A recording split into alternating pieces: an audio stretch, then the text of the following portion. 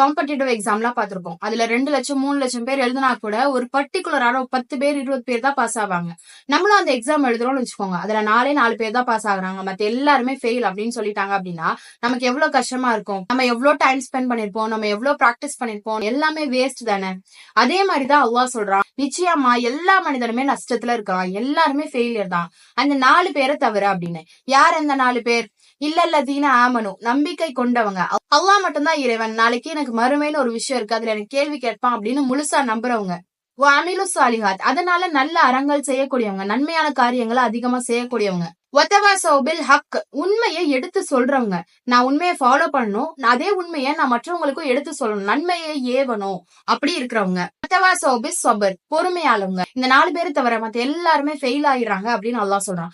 அப்போ நம்மள கொஸ்டின் பண்ணி பார்க்கணும், இந்த 4 பேருக்குள்ள நம்ம இருக்கோமா? நம்ம அல்லாஹ்வை நம்பிக்கை கொண்டிருக்கோம், அல்ஹம்துலில்லாஹ். ஆனா நன்மையான காரியங்கள்